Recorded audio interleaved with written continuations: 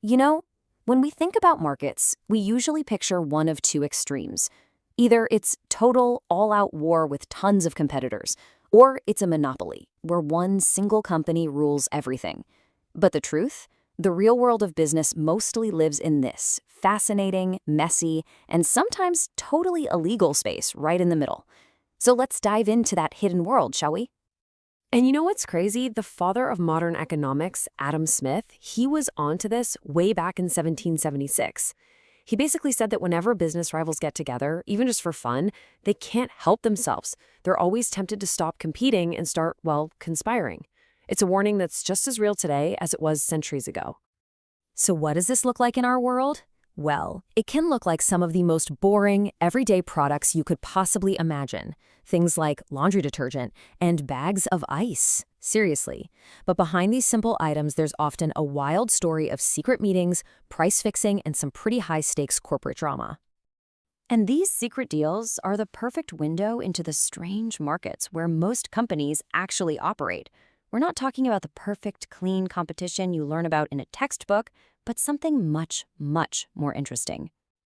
Just look at these two case studies. They sound like something out of a spy novel. You have the top 4 soap companies in France secretly meeting in Parisian cafes to control the entire market. And at the same time, over in the American Midwest, the 5 biggest ice companies were doing the exact same thing, carving up the market to jack up profits for everyone. So the first of these in-between markets is something called monopolistic competition. And I guarantee, even if you've never heard the name, you are dealing with it literally every single day. The name itself sounds like a total contradiction, right? Monopolistic and competition? But it's actually the perfect description. You've got many competing firms, but each one has a product that's just a little bit different. And that difference gives them a kind of mini monopoly over their specific version. Think about all the restaurants or coffee shops in your town. And the secret ingredient that makes this whole thing work is what economists call a differentiated product. And really, this is just anything a company does to make you perceive their product as different and, hopefully, better than all the others. And they do this in a few key ways. It can be something physical, like a phone with an unbreakable screen. It can be location. That gas station that's right at the busiest intersection is just more convenient. It could be something intangible, like a money-back guarantee. Or, and this is a huge one, it can be purely in our heads, shaped by billions of dollars in advertising and branding. Okay, here's a perfect real-world example. Did you know there are over 1,800 different models of golf balls approved for professional play? Now, they all have to meet these incredibly strict rules for size, weight, you name it. So how different can they possibly be? And this right here shows you the huge gap between reality and perception. On one side, you have the rules. The reality is all these golf balls are fundamentally very, very similar. But on the other side, you have the power of marketing. Companies spend millions convincing you that their unique dimple pattern is the secret that's going to change your entire game. That is product differentiation in a nutshell.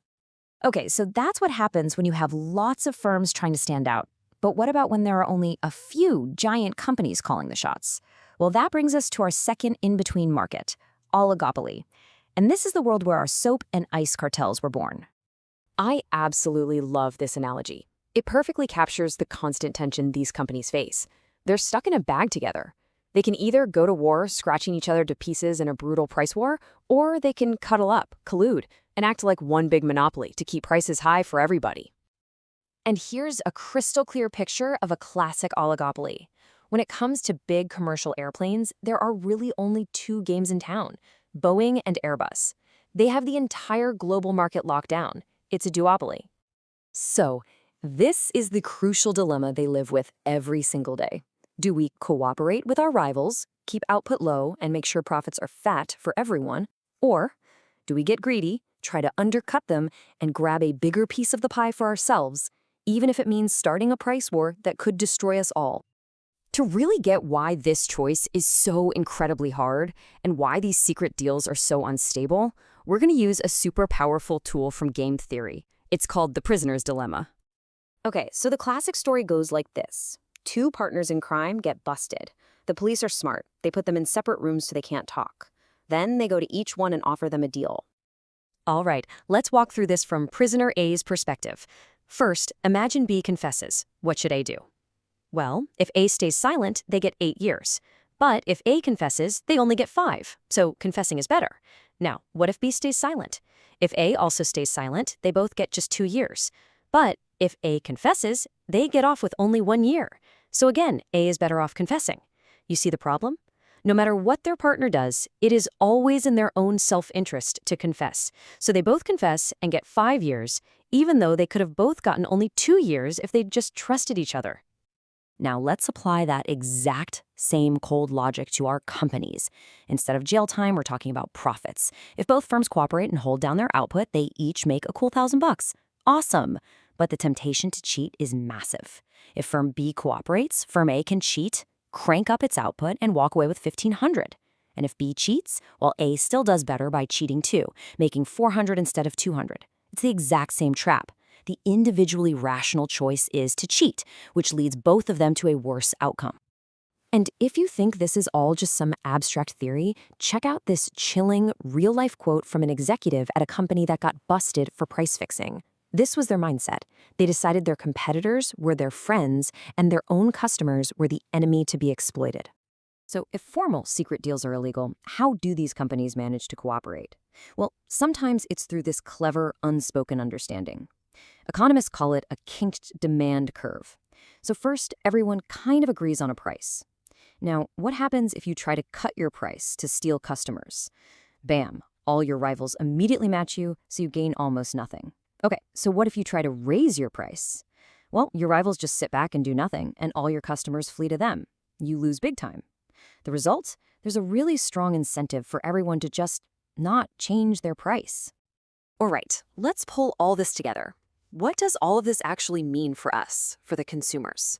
What's the ultimate trade-off of living in a world that's dominated by these in-between markets? Well, first, what happened to our secret plotters? The French soap cartel eventually fell apart and got slammed with a massive €361 million fine. The ice makers in the Midwest, they got caught and fined too. It just goes to show you, not only are these cartels hard to hold together, they're also super illegal. But for all the ways these markets operate legally, here is the fundamental trade-off for all of us. On one hand, we lose a little efficiency. Yep, prices are higher than they would be in a world of perfect competition, but look at what we gain. Variety. The endless battle to be just a little bit different gives us this incredible, amazing range of choices, styles, and constant innovation.